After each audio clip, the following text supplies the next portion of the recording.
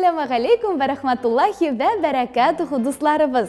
Dostlar, bir gine көз салыгыз әле шушы güzellikке. Буларның барысы да кеше кулы һәм Аллаһ биргән сәләт белән эшләнгән. Менә рәсемнәрне шулай тиз күрсәтеп тапшыруыбызның героен вакытыннан да алдарак әйтеп куйганмын. Ие, дуслар, бүген без рәссам һөнәре турында сөйләшәчәкбез. Әйдәгез, башладык. Жир йөзендә беренче булып яшәгән кешеләр дә Аллаһ бар иткән дөньяның камиллеген, гүзәллеген аңлаган ахрысы. Карагыз әле бу рәсемнәргә. Аларны моннан әллә ничә мең ел элек яшәгән кешеләр ясаган. Ие, жир йөзендәге беренче картиналар шушындыйрак булгандыр, иншаллаһ. Планетабызның андагы тереклекнең Аллаһ тудырган һәр бәндәнең камиллегенә таң калып, кешеләр аларны сурәтләп калдырырга омтылган. Рәссам төрле материаллар ярдәмендә рәсем тудыручы кеше. Ул үз рәсемнәрен ясаганда тирә-юньдә күргән нәрсәләрне башкаларга да күрсәтергә тырышырга, яки үз кичерешләрен, хисләрен, тойгыларын, ичендәге борчуын, сөенечен, төсләр һәм төрле образлар ярдәмендә чагылдырырга мөмкин. Рәссам һөнәре бик иҗади һөнәр. Ул кайчак турыкмыйча кулы белән кыю хәрәкәтләр ясарга тиеш, ә кайчак аңа киресенчә җайлап кына эшләргә кирәк була. Игътибар иткәнегез бардыр инде, рәссам хезмәте бөтен җирдә дә күренеп тора. Бүлмә һәм урамдагы йортларның диварларына рәсемне кем ясый? Искергән йортларны төзәткәннән соң аларны кем бизи?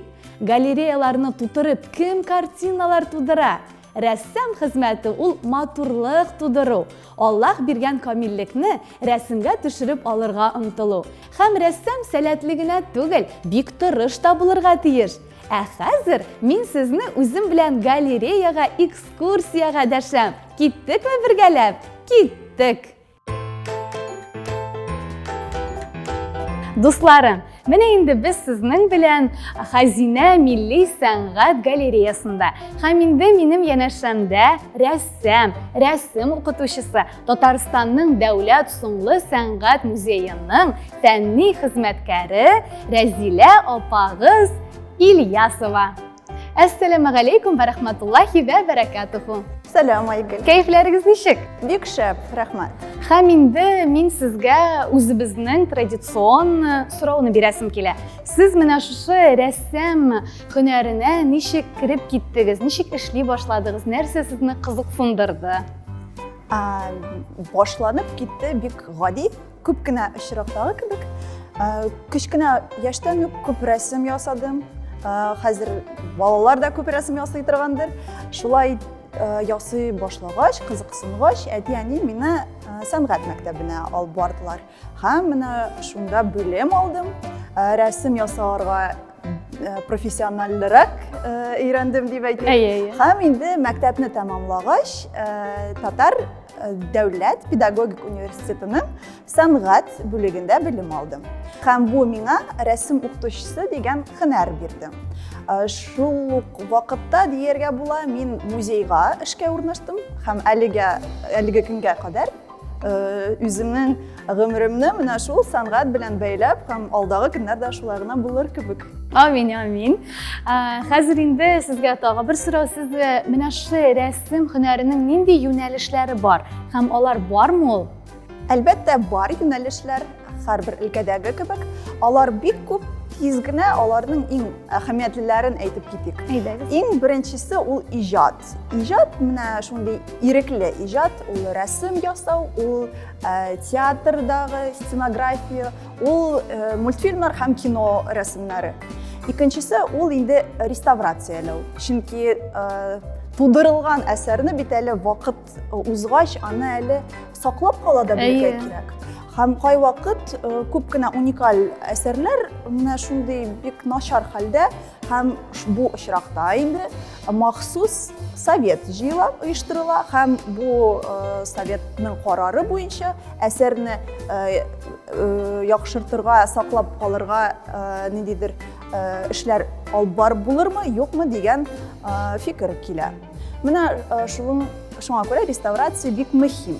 Өченчесе ул фән һәм мин әлегә инде рәссам һөнәреннән бераз фәнгә алмашам. Һәм әлегрәк күбрәк рәсемнәрне ясау иде, хәзер күбрәк рәсемнәр турында язу. Менә шул мөһимрәк була башлады. Һәм иң дүртенчесе бу педагогика. Чөнки реставрацияләү эшендә фәнне гыйльми иттереп әсәрләрне анализлау эшендә, рәсем ясау эшендә әлбәттә педагогика кирәк. Бик яхшы. Менә дусларым, бу һөнәрнең хәтта фәнни яклары да бар. Сез монда инде галим дә була аласыз.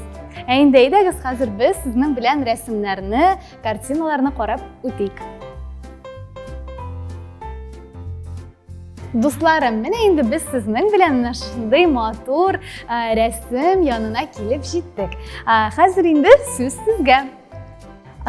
Без әлегә танылган рәссам Харис Якуповның бик зур һәм бик матур картинасы әсәре алдында басып торабыз.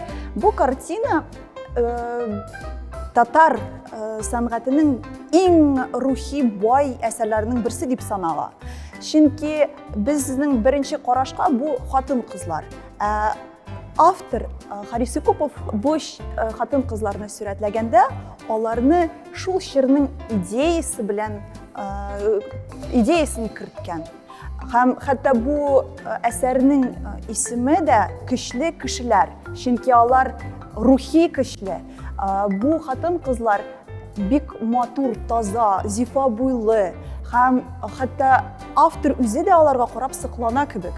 Һәм сурәтләнгән хатыннарның елмаюлары да, аларның менә шундый басып торган хәрәкәтләре дә, аларны хәтта чын барлыкка караганда эрерәк ясау элементы да бу хатын-кызларны күтәреп җибәрә һәм барлык әсәр тантаналы, бәйрәмле була.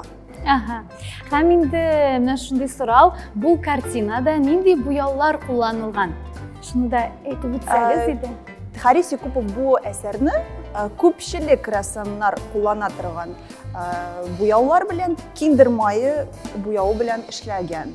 Һәм хәтта тагын әле менә композициясе турында да әйтәсе килә, чөнки рәссам ул бит ясаганда күреп кенә ясамый, ул әле үзенең менә шундый иҗади күрүләре, фикерләрен дә кертә. Һәм ул чыннан да менә шушы хатын-кызларга сокланып, шул чорга рәхмәт әйтеп, шуларны күтәреп эшли.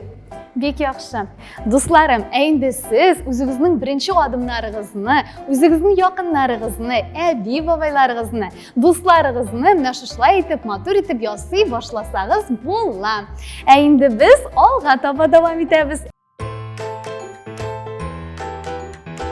Рәсем ясау сәләте Аллаһ тарафыннан бирелгән. Шуңа да сәләтле рәссамнәргә дә масаерга ярамый. Бу хакта Пәйгамбәребез саллаллаху галейхи вассалам да үз хадисләрендә бик күп тапкыр әйтә.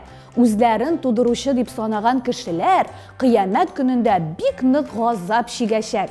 Аларга тудырган әйберегезне терелтегез дигән буйрык булачак.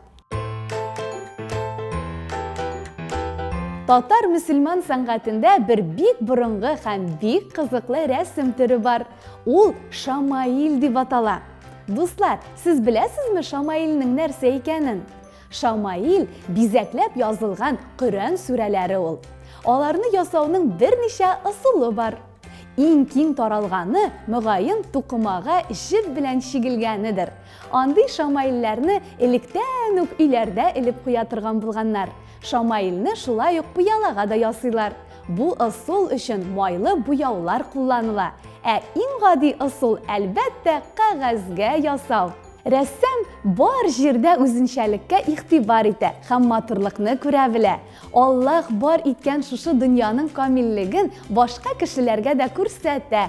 Әйдәгез, дуслар, без дә алардан үрнәк алыйк. Хәзергә сау буллашыйк. Әссәламу алейкум ва рахматуллахи ва баракатуху.